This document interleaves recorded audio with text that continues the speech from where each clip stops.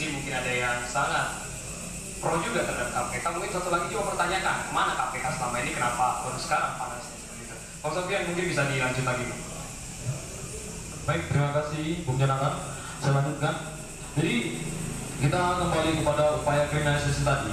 Ketika kita hanya memandang dari satu sudut pandang saja adanya upaya kriminalisasi KPK, apakah kita tidak perlu memandang terhadap lembaga Polri? Tentu kita sudah ketahui, bukan baru kali ini saja jenderal-jenderal besar polisi yang telah dijegal oleh Polri. Saya katakan ini bukan bermaksud saya mendukung koruptor seperti itu, tapi kan kita juga perlu, mereka itu punya hak seperti itu. Kalau memang seperti yang diungkapkan pakar ataupun pengamat-pengamat yang luar biasa dikatakan, ya Jokowi tetap punya hak untuk melantik BG. Setelah dilantik, ketika KPK ingin melanjutkan kasus ini, kenapa tidak? Tapi kenapa masyarakat tidak melihat ini? Sementara ada sebagian pihak yang malah memprovokatori agar BG ini langsung diberi pembatalan pelantikan seperti itu. Kemudian, jadi menurut Anda BG sebenarnya masih pantas untuk dilantik begitu? iya benar. Jadi ketika kita melihat dari secara konstitusional pun, Iya betul. bahwa upaya pencalonan BG ini sudah sah gitu. Iya, Secara konstitusional karena dia dicalonkan oleh Jokowi kepada DPR dan DPR pun mempertimbangkan secara fit and proper test juga dia lolos seperti itu. Jadi apa yang kita permasalahkan?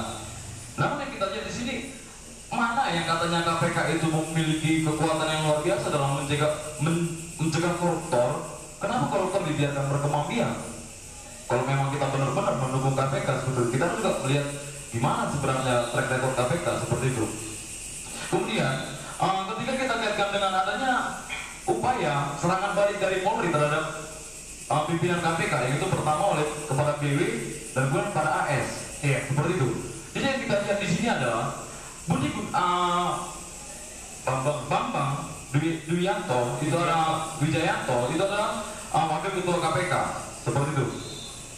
Bahwa beliau adanya laporan dari masyarakat, jelas ini adalah delik aduan. Yang kita lihat adalah ini adalah delik aduan yang diberikan oleh masyarakat para Polri seperti itu. Jadi ketika dikatakan ini adalah merupakan serangan balik dari KPK, tidak bisa dipungkiri memang ada indikasi seperti itu. Tapi kita harus lihat juga bahwa keberadaan Polri memang benar-benar penegak hukum. Ketika ada delik aduan, Jajar, benar. Jadi ketika ada delik aduan yang dilaporkan oleh masyarakat, kenapa tidak Kapolri untuk menangani hal tersebut? Seperti itu. Jadi kenapa lagi-lagi yang menjadi lawannya ini, karena memang Kapolri yang dari tahun ke tahun ada beberapa, jangankan jenderal-jenderal besarnya, bawahan-bawahan Kapolri pun banyak yang terlibat, baik itu dalam video suap ataupun video-video yang menjatuhkan institusi Polri seperti itu. Jadi kepercayaan masyarakat terhadap Polri semakin rendah dan KPK semakin dielulukan oleh masyarakat seperti itu. Jadi harapan saya seperti itu pada masyarakat Indonesia ini agar membuka pandangan secara luas seperti itu terhadap penegakan hukum. Seperti yang dikatakan Mas Jepri, saya setuju tadi bahwa ketika dikatakan KPK sebagai lembaga penegak hukum, tapi kita harus melihat orang-orangnya. Iya. Ya kan? Karena tidak sepenuhnya orang-orang itu memang punya tujuan yang sama. Karena ada juga yang mencoba memasukkan dunia politik ke dalam penegakan hukum itu. Dan jelas, ketika hukum dan politik itu terpisah, itu kacau. Tapi yang diharapkan adalah politik dan hukum itu berjalan dampingan. Iya benar. Seperti teori disampaikan oleh Pak Mahfud MD, Prof. Mahfud, dikatakan ketika politik determinan terhadap hukum, kacau negara ini. Betul. Benar. Tapi ketika hukum determinan terhadap politik juga itu kurang bagus. Tapi ketika ini determinan, itu sejajar saling mengawal antara politik dan hukum, ya itulah idealnya. Tapi untuk menciptakan itu sampai saat ini masih susah seperti itu. Jadi mungkin gas solidnya gitu ya, Bung ya. Iya benar. Nah, mungkin saya coba lempar ke Bung Arga ya.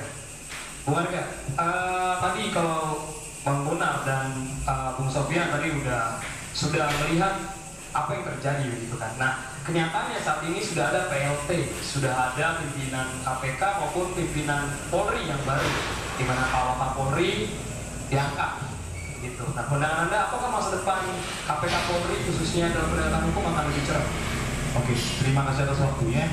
Sebelum kita jauh ke sana, seperti yang dibahas oleh Bung Ridwan terkait dengan landasan ataupun sejarah terbentuknya KPK, seperti yang dikatakan oleh Rob Friedman, ketika negara hukum yang baik ada 3 substansi. Yang pertama yaitu terkait dengan substansi.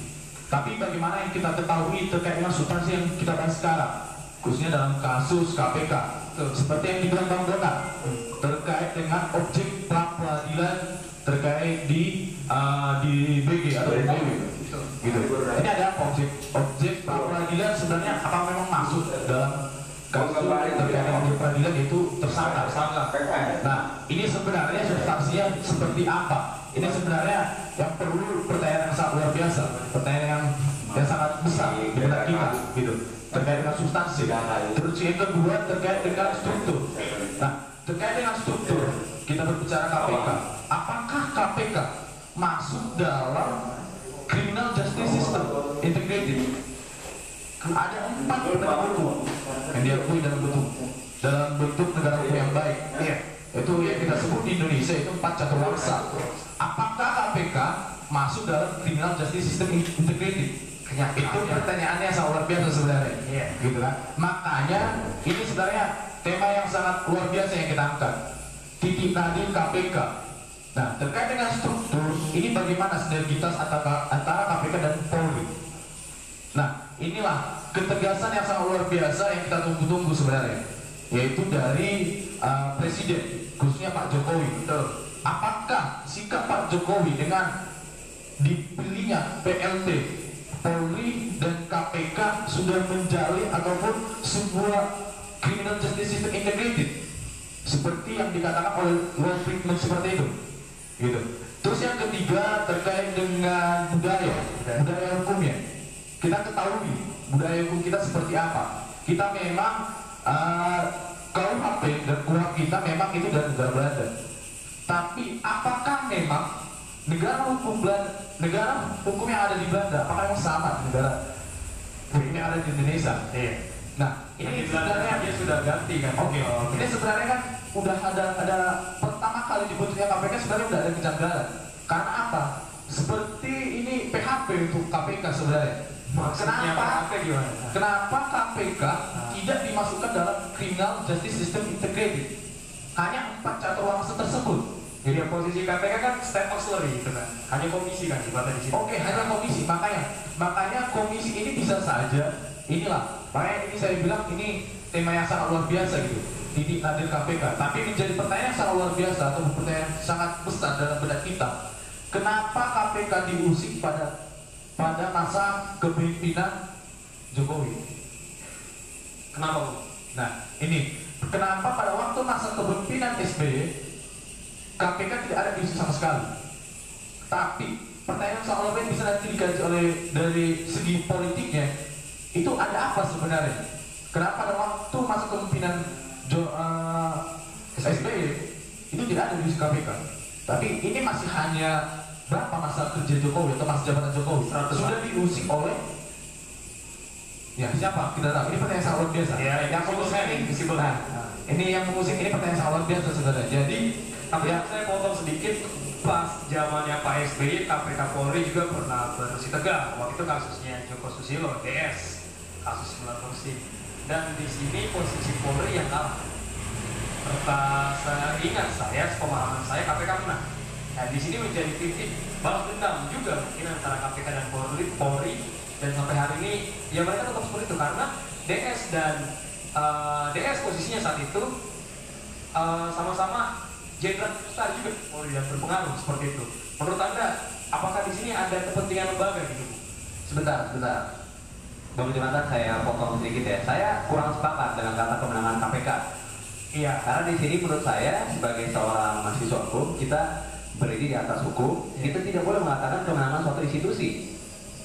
Maksud saya adalah bahwa memang apa yang terjadi sesuai dengan hukum dan normanya, saya kira itu sudah berada kepada keadilan, kepastian dan manfaatan. Kita tidak bisa mengatakan bahwa itu kemenangan KPK baik pun karena Joko Susilo sudah tertangkap dan sudah didakwa dan sudah di dalam proses peradilan, saya kira itu tidak pas. Maksud saya dari secara politik dan secara awam kita bisa menilai karena di sini rivalitas ini kita tidak bisa menilai tidak selesai sampai hari ini. Tapi coba Bung Arga tadi bisa jelaskan sedikit lagi mengenai siapa yang bermain kira-kira. Seperti yang saya bilang gitu kan, ini ada apa gitu, ada apa, ini pertanyaan yang sebenarnya. Makanya ini tema yang kita angkat sangat luar biasa. Mudah-mudahan yang di Jakarta Sana dengar ini SC ini kan gitu. Karena apa? Karena kenapa pada waktu transisi kepemimpinan SBY dan Jokowi kita tahu siapa di kepemimpinan SBY, siapa partai yang megang. Iya. Seperti yang dibilang oleh saudara saya, oleh Bung Sofyan, terkait dengan kita tahu hukum itu hasil dari politik. Betul. Ya. Dan hukum sejak awal lahir sudah cacat. Begitu Betul. Prof. C. Oke. Nah, jadi ketika kita berbicara orang ataupun personal, apalagi itu dipilih atau yang kita sebut dengan hak prerogatifnya presiden. Nah, ini kan sebenarnya ada intrik-intrik politik sebenarnya, gitu. Seperti padahal KPK sendiri sudah buat lampu merah kepada calon Kapolri, kepada wakil calon menteri, tapi tetap dengan keberanian ataupun dengan kelegowoannya Jokowi, kenapa tetap memilih calon Kapolri ini gitu. Oke, kita tahan dulu pertanyaan itu.